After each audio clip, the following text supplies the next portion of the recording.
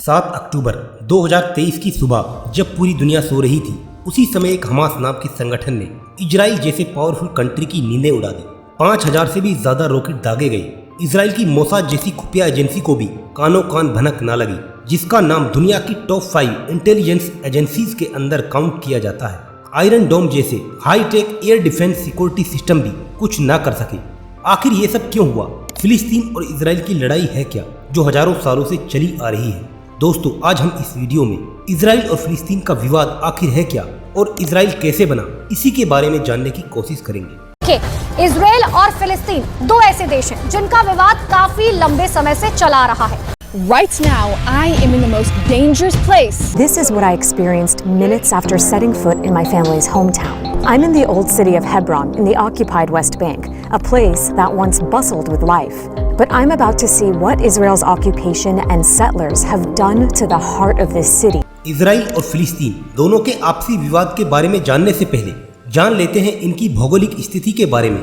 Israel का total area 22,145 square kilometre है, जो कि लगभग 420 किलोमीटर लंबा और 115 किलोमीटर चौड़ा है। इजराइल के नॉर्थ में लेबनान, जबकि साउथ में मिस्र है। इजराइल के ईस्ट में जॉर्डन बसा हुआ है। इजराइल के चारों ओर अरब देश हैं। इजराइल और फिलिस्तीन में संघर्ष एक सदी से भी ज्यादा पुराना है। 1948 से पहले तक इजराइल था ही नहीं, ये पूरा फिलिस्तीन ही था, जिसमें यहूदियों की संख्या ना के बराबर थी। ये सब लोग यहाँ मिलजुल कर बड़े प्यार से रहते थे। इन सब पर ओटोमन साम्राज्य का राज था, जो कि लगभग 600 साल के आसपास चला। ये अब तक के इतिहास का सबसे बड़ा एम्पायर था, जो कि मिडिल ईस्ट, यूरोप और नॉर्थ अफ्रीका तक फैला हुआ था। पहले थोड़ा शॉर्ट में समझ लेते हैं इजराइल और फिलिस्तीन के इतिहास के बारे में। आफ्टर सेकेंड वर्ल्ड वॉर 1948 जैसे ही इजराइल बना, वैसे ही इन दोनों देशों में विवाद बढ़ता चला गया। अल अक्सा मस्जिद, टेम्पल माउंट, वेस्टर्न वॉल, माना जाता है कि यह दीवार लगभग 20 मीटर ऊंची और 50 मीटर लंबी है। ये वो जमीन है जहां पर यहूदी, मुस्लिम और ईसाई तीनों ही धर्मों के पवित्र स्थल बने हुए हैं। यहूदियों की माने तो तकरीबन 362 ईसा पूर्व में टेम्पल माउंट बनाया गया।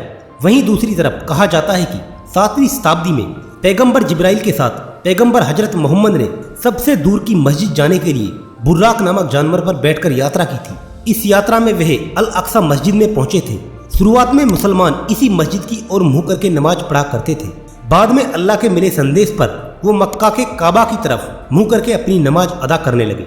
कहा जाता है कि इसी जगह से पैगंबर हजरत मोहम्मद जन्नत को गए थे। अल अक्सा मस्जिद का उल्लेख मुस्लिमों की पाक किताब कुरान शरीफ में भी मिलता है। माना यह जाता है कि यहीं से इस्लाम धर्म की शुरुआत हुई थी। यह मस्जिद करीब 35 एकड़ जमीन में फैली हुई है। वहीं इस जगह से ईसाई धर्म का भी गहरा लगाव है। पश्चिमी दीवार और अल अक्सा मस्जिद के साथ ईसाइयों की सबसे पवित्र जगह भी यहाँ पर लोकेटेड है। इसी जगह पर ईसा मसीह को उठाया गया। यही वो रीजन है, यहूदी, इस्लाम, ईसाई और तीनों धर्मों का इस जगह से एक गहरा नाता है और आज दुनिया भर से लाखों लोग हर साल यहाँ पर आते हैं। अब बात करते हैं आफ्टर फर्स्ट वर्ल्ड वॉर, जब ओटोमन एम्पायर की हार हुई, यानी उस्मानिया सल्तनत खत्म हो गई और फिलिस्तीन पर ब्रिटेन का कब्जा हो गया। लेकिन फिलिस्तीन में यहूदी बहुत कम थे। अरबियों का यहाँ पर दबदबा था। लेकिन इंटरनेशनल कम्युनिटी ने यहूदियों को मदरलैंड बनाने की बात की। ब्रिटिश गवर्नमेंट डिक्लेयर करती है Balfour announcement in 1917 during the first world war, जिसमें यहूदियों के लिए अलग देश बनाने की बात को रखा गया, वो भी फिलिस्तीन में, जहां उस्मानिया सल्तनत का अंत हो चुका था। जनवरी 1933 में एडोल्फ हिटलर को चांसलर नियुक्त किए जाने के बाद जर्मनी में होलोकॉस्ट का दौर शुरू होता है। ये दौर जनवरी 1933 से लेकर 1944 तक चला, जिसमें तकरीबन 65 लाख यहूदियों को मारा गया। नाजियों ने यहूदियों को निशाना बनाया, क्योंकि नाजी मौलिक रूप से यहूदी विरोधी थे। इसका मतलब यह है कि वे यहूदियों के खिलाफ पक्षपातपूर्ण थे और उनसे नफरत करते थे। वास्तव में यहूदी विरोधी उनकी विचारधारा का मूल सिद्धांत था। अब यहूदियों का डर और बढ़ने लगा। यहूदियों ने यूरोप देशों से पलायन करना शुरू कर दिया।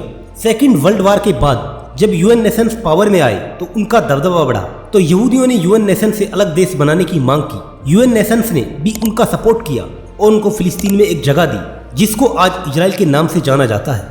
14 मई 1948 वो दिन था जब दुनिया भर में यहूदी लोगों ने आजादी का जश्न मनाया था। ये मौका सेकेंड वर्ल्ड वॉर की समाप्ति के 3 साल बाद आया था। पड़ोसी अरब देशों ने इजराइल की आजादी स्वीकार नहीं की और दूसरे ही दिन 5 अरब देशों की सेनाओं ने नए बने देश पर हमला कर दिया था। इजराइल के बनने के बाद लाखों की संख्या में फिलिस्तीनियों को लड़ाई के दौरान पलायन करना पड़ा था। यहीं से फिलिस्तीन और इजराइल का विवाद शुरू होता है, जो आज तक जारी है। करीब 6 लाख यहूदी रिफ्यूजीज विश्व युद्ध के दौरान यूरोप में जिंदा बचे 2.5 लाख लोग इजराइल की स्थापना के कुछ सालों में वहां जाकर बसे। इससे इजराइल में यहूदी लोगों की संख्या डबल से भी ज्यादा हो गई।